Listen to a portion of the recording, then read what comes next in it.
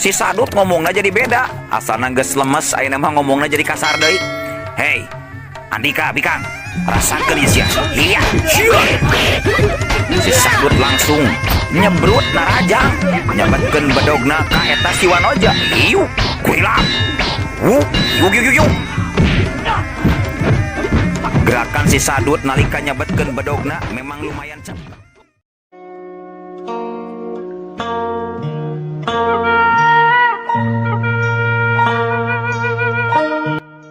Assalamualaikum warahmatullahi wabarakatuh. Wadia balad ATE official dimana wae ayana.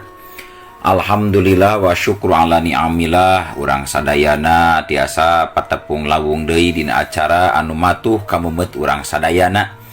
Nyatana dina pagelaran dongeng Sunda jejer carita Si Getih. Ayeuna kantun bagian anu ka-20 hijina. Teu karawasnya pamirsa. Tos anu ka-20 hiji deui. Atuh sumangga kanu teu acan subscribe geura subscribe heula, ngarah langkung semangat sareng pogot kasih mamang anu nyandak dongengna. Kalintang sayana upami mah dipangeserkeun nya, disebarkeun ka tatanggi, ka keluargi, ka sanak pamili sadayana. Ngarah supados seueur deui anu ngiring manco ngabandungan jejer carita dongeng Si Getih. Kukitu kukieuna ngarah teu nyangkolong ting kana waktos sumangga urang lajengkeun deui kumaha cucungna ieu carita Si Getih bagian anu ka-20 hiji. Sor cikopina betot simbutna pageuhan tali kolorna tumpak dungdung des.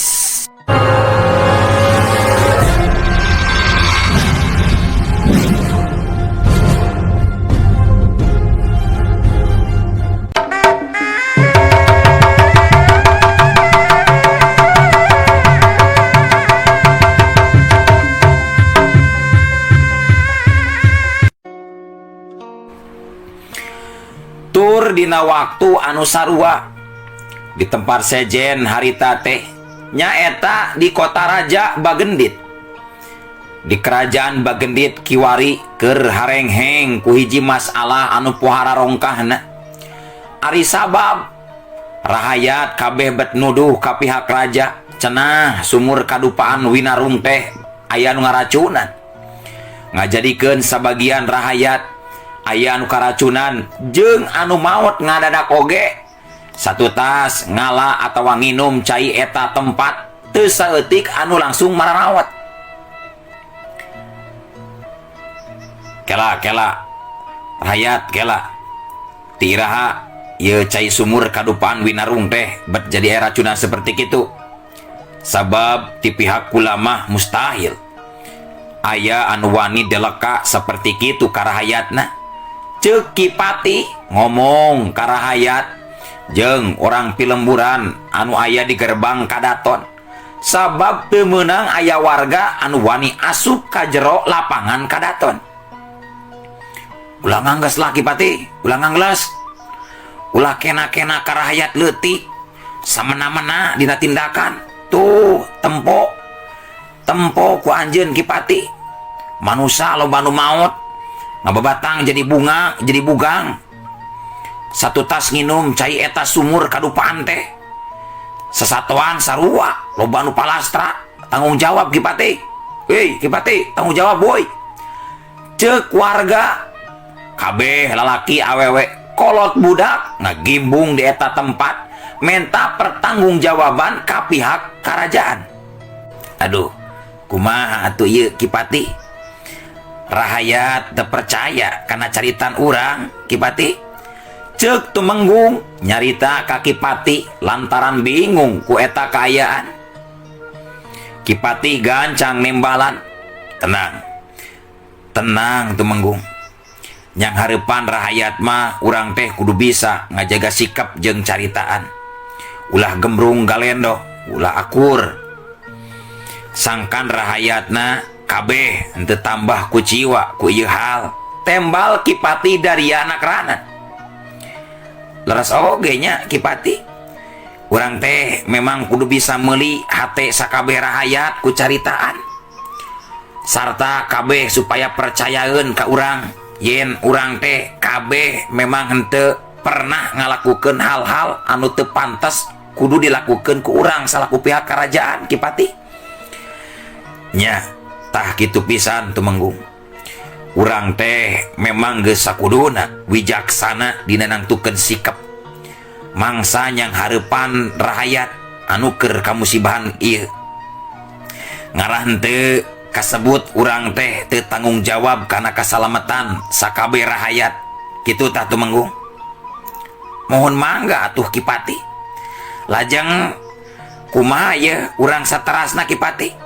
Hawatos ku rakyat urang anu memang prayogi ku bantosan ti pihak raja. Supados henteu teras janten fitnah ka pihak kerajaan oge Kipati. Kitu Menggung, ayeuna mah urang pariksaan we hiji-hiji. Racun naon anu geus kainum ku warga teh. Anu kiwaritas nyampur ngahiji kana cai sumur padupaan Winarung teh. Leuwih ti kitu ku pihak urang talungtik di pihak mana sarta saha jalmana anu geus wani jeung tega ngaracunan rakyat urang seperti kitu.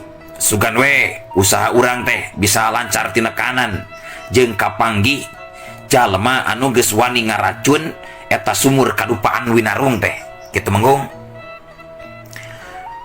Mohon mangga Kipati, sok atuh para warga kaharep hiji-hiji anu gering mana sok anu gering heulakeun sok hareup urang pariksa ku pihak kerajaan sakabeh ngarah apal racun ti mana wae eta asalna jeung cing percaya ulah mitnah ka pihak raja jeung pihak raja oge moal tegaeun ngadolim deleka ka rakyatna sarta ngantep rakyatna cilaka tina ieu wabah seperti corona zaman ayeuna. Harita warga anu keur ngagimbung langsung jarempe henteu ngaromong deui dina sikapna anu teu parantes seperti tadi. Malah kabeh tuluy rutret neangan jalma anu keur garering sangkan gancang maju kaharepikeun diubaran. Engkena dipariksa kayaana ku Kipati jeung ku Kitu Menggung. Teu lila kurunyung tilu warga paboro-boro kahareup nuyun anu keur gering anu meh sarua panyakitna kakeunaan ku racun. Dewek heula euy, dewek heula tuh. Ieu tempo pamajikan dewek geus ngap-ngapan seperti kieu teh modar sakeun dewe ge deuleu. Keur mah aing geus kolot hese neanganna deui. Atuh ieu nu hiji ye diubaran ku dewek misugan cager. His abdi heula atuh Kang. Anu pangheulana majuna oge manya Kang rek miheulaan. Tong aya nu wani miheulaan abdi Kang. Sabab sarua indung kuring oge keur gering ararateul ieu bari buduk cing karunya we atuh Kang. Kuring anu kur boga kolot sabelah deui indung hungkul da bapa mah geus modar bari teu mere warisan. Aduh Akang Ujang cing cing hawatos atuh ieu ka Ecin ieu. Ecin akur keur bengek ieu geus ngap-ngapan kieu hampura we nya Kang Ujang.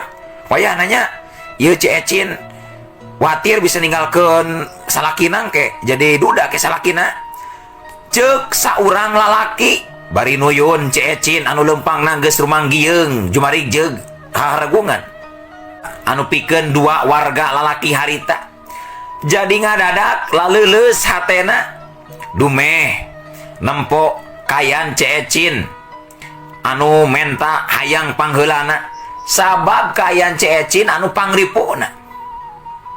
Nya sok atuh Jang lah, sok Ecin kayaknya ubaran lah Ecin engke we Akang mah pandeuri sesana sok mohon mangnya mang Kang mangga abi dipayunnya.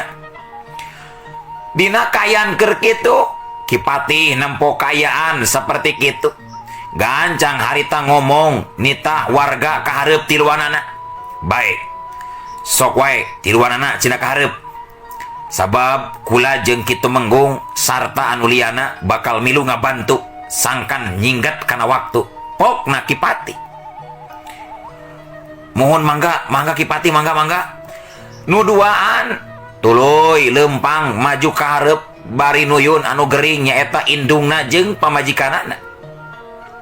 Tur singetna carita geus leuwih ti tiluan anu gering dipariksa ku Kipati jeung ku Temenggung katut anu sejena. Jeung hasilna teh tetela mungguh ngagetkeun pikeun Kipati ari sabab dirina bisa mastikeun racun naon anu geus kainum jeung kasibeungeutkeun ku rahayat kerajaan Bagendit. Kumaha Tumenggung? Percaya teu ayeuna mah? Meh kabeh warga anu dipariksa ku urang teh geuningan karacunan ku tipung balung mayit euy. Jeung anu bogana eta racun teh saha deui ari lain ti pihak Raja Tumariswana mah. Ngan ukur Raja Tumariswana anu katelahna Prabu Purnawijaya Yuda anu ngabogaan racun seperti kitu mah da sabab manehanana mangrupakeun raja anu licik. Wah, kantenan percanten atuh Kipati. Nanging nah pihak Raja Tumariswana bet kitu wae ka pihak urangnya. Sanes kamari teh abdi nguping yen eta Raja Tumariswana teh gugur sanes bubur ku para pemberontak.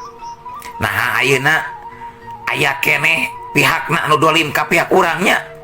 Ceuk kitu Menggung heraneun nah pihak Raja Tumariswana masih keneh deleka atawa dolim ka pihak Raja Bagendit khususna. Apanan geus gugur pikiran kitu Menggung. Ai lain gugur kitu Menggung. Tapi tahta karajaanana nyaeta Raja Tumariswana tahtana aya nu ngarebut. Horeng anu ngarebutna teh nyaeta ku anak minantuna. Karakanya hoan anyar-anyar eta ge menang beja tina berita. Baru ku tante anak minantu nanya anu ngarebut tahta kerajaan Tumariswana teh Kipati. Nah kuring mah karak apal ayeuna jeung karak kadengi ayeuna Kipati. Hehe sare wae atuh da kitu Menggung mah. Jadi weh tinggalin berita kumaha atunya Kipati. Nalika keur kitu ujug-ujug kadengi ku sararea. Kumaha Kipati? Beres masalah teh?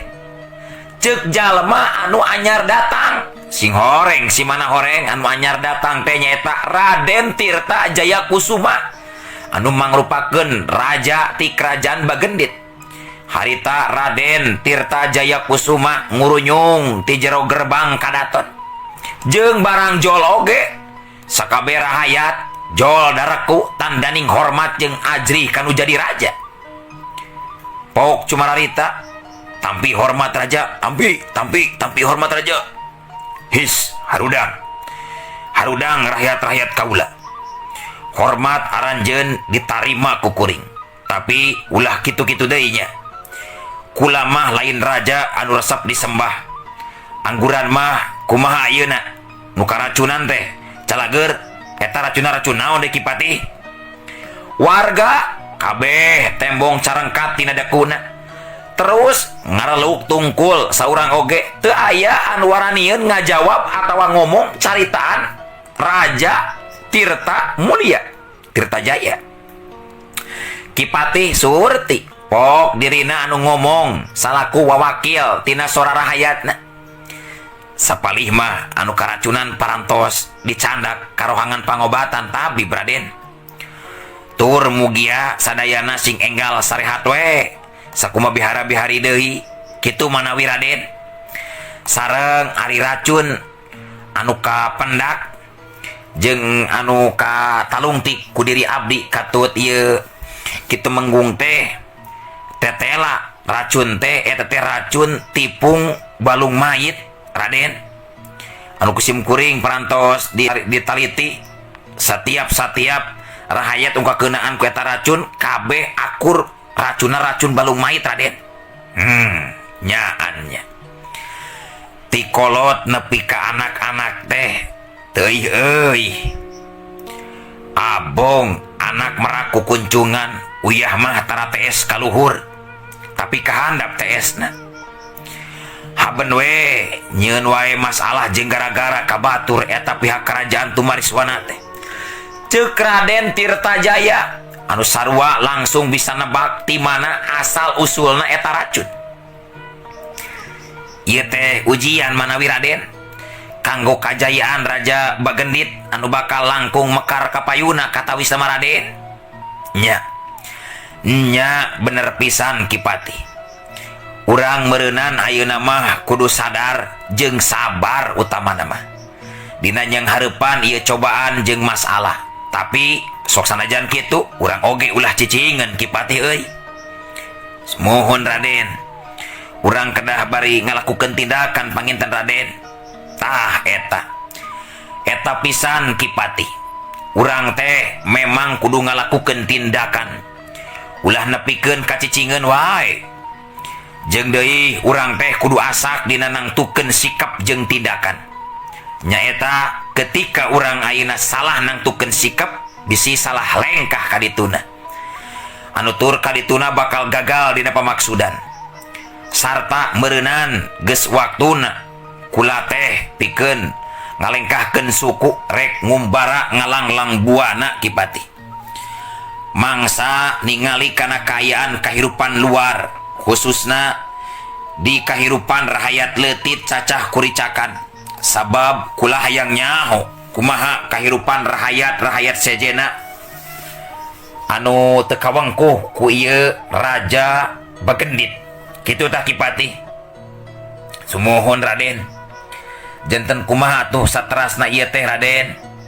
Margi Kipati mah ngaraos kaabotan ieu teh saumpamina imanya saumpamina salira Raden ayeuna kadah lunta ngantunkeun ieu kadaton Raden. Sareng saha atuh anu bade diandalkeun deui ari lain Raden mah? Teu aya pikeun anu ngajagi sarta ngatur kaayaan ieu kerajaan bagendit Raden. Pan aya eta kitu menggung jeung Ki Panasehat jeung deui Andika Kipati bisa dijadikeun wakil ti kadaton karajaan ngagantikeun kula. Pikeun mimpin prajurit salila kula keur eueuh euy. Tur wayahya wayamut wayahna. Kula ayeuna kudu lunta daek teu daek, hayang teu hayang Kipati. Sabab intina mah aya maksud anu tangtu. Pikeun mastikeun bener jeung henteuna.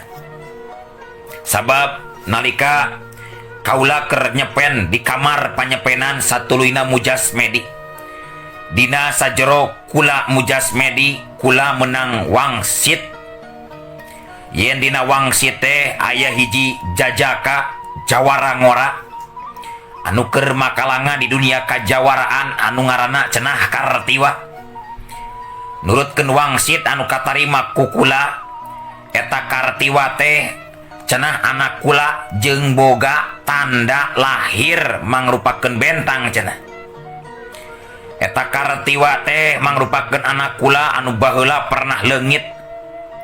Sawaktu indungna nyaeta Nyimas Arumningsih dibinasakeun ku Raden Purnawijayayuda Raja Tumariswana. Bareng jeung sawaktu diri kula aya di medan perang harita teh mertahankeun ieu tahta karajaan. Nalika harita keur perang campu antara pihak kerajaan kaula nyaeta Bagendit ngalawan kerajaan Tumariswana, kula hanjakal mamawa pamajikan nyaeta Nyimas Arumningsih jeung katut anak anu can kaburu dingaranan harita teh.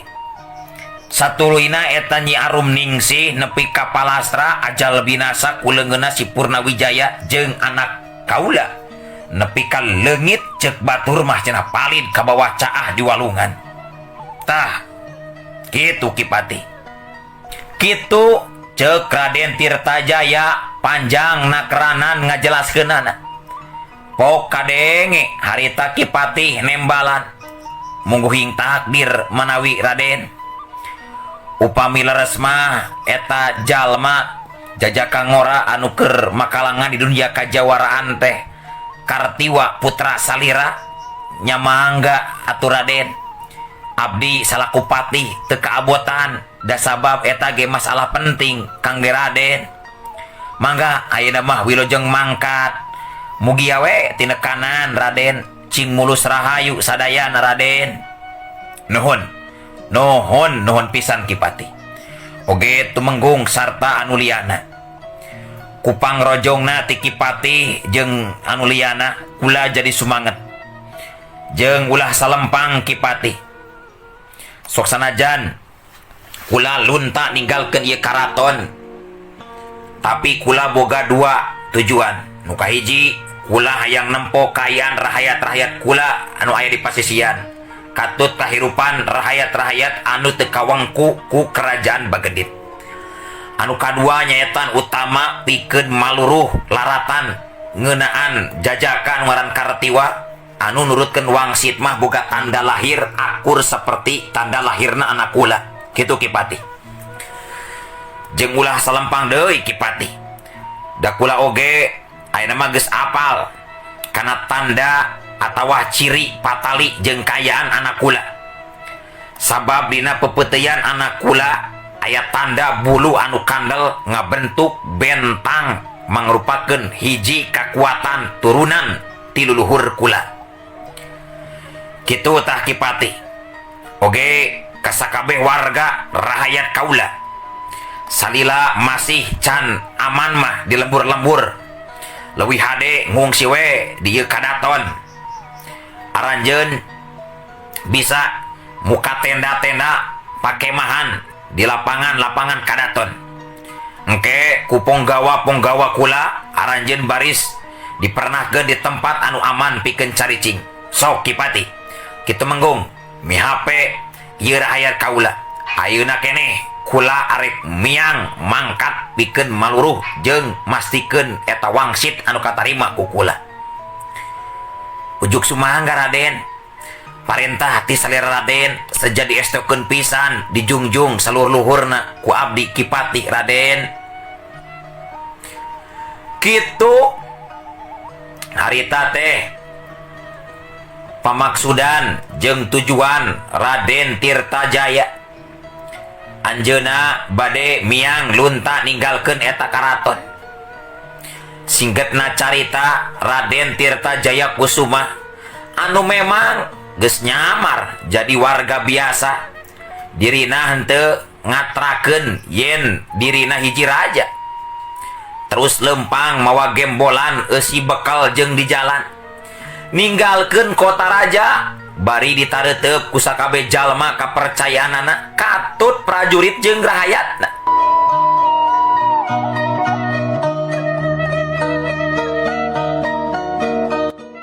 Urang tinggalkeun heula carita Raja Bagedit nyaeta Raden Tirtajaya Kusuma anu rek miang maluruh jeung mastikeun bener jeung henteuna eta Kartiwa Jajaka Ngora mangrupakeun anak dirina.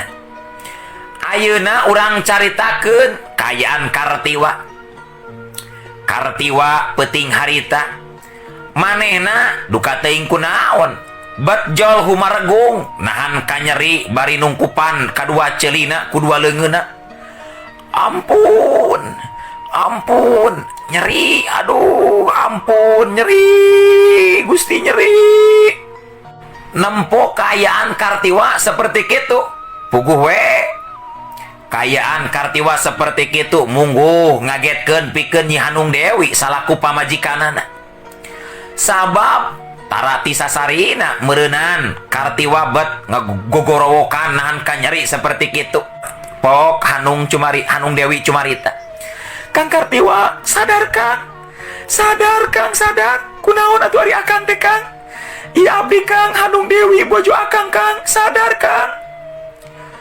Aduh, Hanung, nyeri sira akang Hanung, nyeri teu kuat, ampun, nyeri sira akang nyeri Hanung, aduh.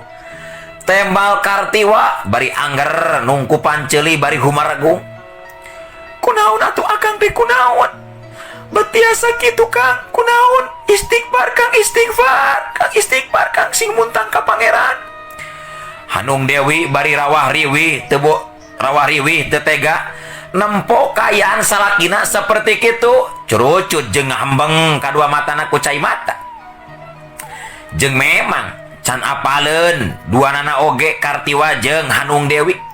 Lamun eta kayaan teh memang aya anu ngahaja supaya Kartiwa sirahna karasa nyeri pangaruh tetela eta teh pangaruh tina sihirna Nini Ijut Karimung. Ari Nini Ijut Karimung teh mangrupakeun siluman ajak bodas manehanana salaku dulurna siluman congcorang. Anu mana siluman congcorang teh geningannya pamiarsa anu palastra ku leungeunna Nyi Hanung Dewi di sisi laut kidul. Harita eta Nini Ijut Karimung manehanana ngah kai seuri.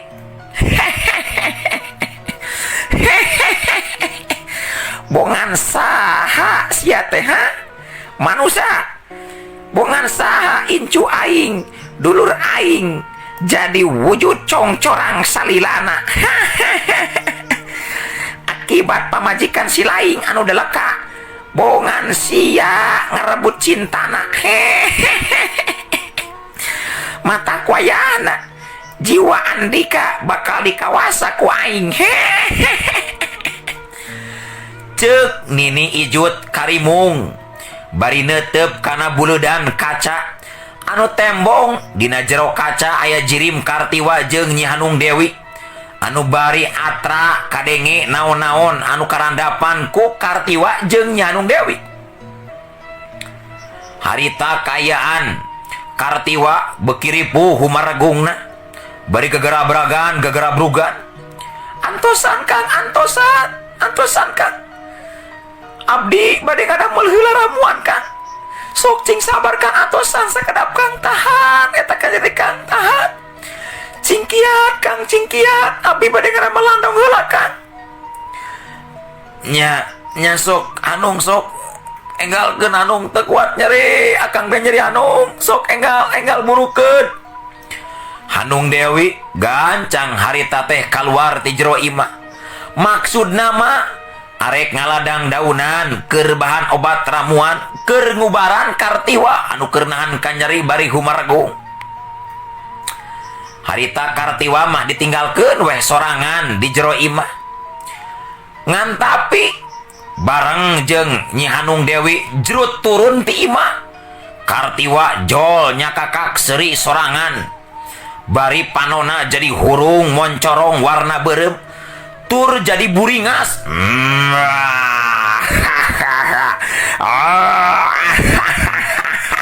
Aing haus ku getih. Haus ku getih aing. Nyi Hanung Dewi anu karak oge nincakeun dua sukuna kana lemah harita teh. Manehanana ngadenge kana ngagak-gak serina Kartiwa seperti kitu. Gura-giru balik deui ka jero imah sabab kadenge Kartiwa jadi seri sorangan bari sorana beda jeung sora Kartiwa anu asli. Tapi barang asup ka jero imah Nyi Hanung Dewi jadi kaget sabab kasampak Kartiwa geus eueuh di tempatna teuing ka mana jigeuna. Atuh Nyi Hanung Dewi ngoceak, "Kang Kartiwa, Kang Kartiwa, kamana atuh ari akang teh Kang? Duh Gusti, Kang Kartiwa, Gusti kumaha ari kis kieu Gusti, aduh ala ieu Gusti, cocobi teh beteras nambihan we Gusti, kamana ayeuna atuh caroge abdi Gusti?" Ceuk Nyi Hanung Dewi bari humalengis sasambat ka Gusti anu Maha Suci. Harita bari dumareuda bari ceurik Nyi Hanung Dewi jerut turun ti imahna. Maksudna mah arek neangan maluruh Kartiwa bisi aya anu mawa. Sedengkeun ti alam gaib mah harita teh Nini Ijut Karimung keur ngeh kai seuri sabab apal Kartiwa manehana geus karanjingan kunaon ku roh jahat nyaeta roh siluman ajag bodas. Kartiwa harita lunta ninggalkeun imah Nyi Hanung Dewi keur neangan pimangsaeun di hiji tempat. Sakedeung deui maneh bakal jadi jalma jahat manusia. Sabab Andika aya dina pangaruh kakuatan kaula ayeuna mah deuleu. Ceuk Nini Ijut Karimung anu wujudna satengah ajag bodas. Harita Kartiwa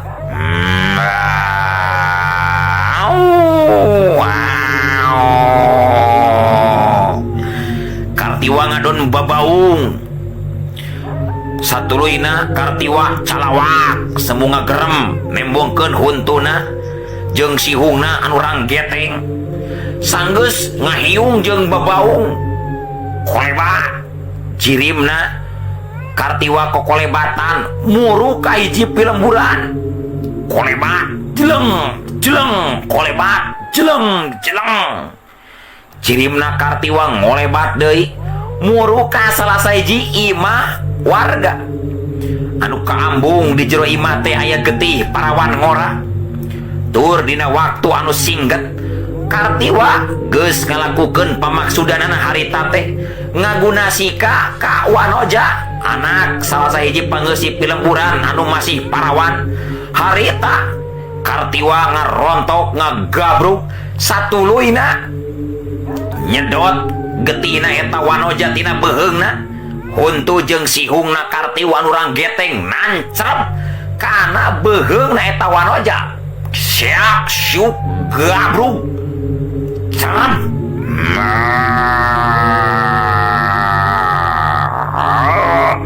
Kadenge harita sora si Wanoja anu disesep getina ku Kartiwa ngacorowok tarikna keranan bari ngelik ngabendelik sorana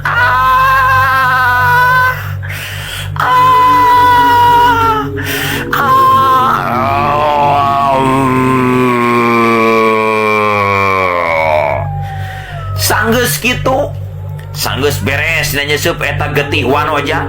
Si Wanoja kerejet kerejet kerejet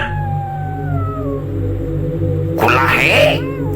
Si Wanoja langsung ngulahe getihna saat disedot ku Kartiwa. Geus nempo ngulahe mah harita Kartiwa cuelak jeleng. Harita Kartiwa ninggalkeun imah anu bolongor jandela kamarna. Gerakan Kartiwa cepetna keranan sabab manehana sieun kaburu aya pangeusip pilemburan ngadenge ka si Wanoja anu jejeritan. Bari ngajeritna meni gelik tarikna keranan. Tapi acan oge ujuk-ujuk euleuh waktosna kabujeng seep Wadia Balad ate official keun atunya. Insyaallah enjing pageto urang lajengkeun deui.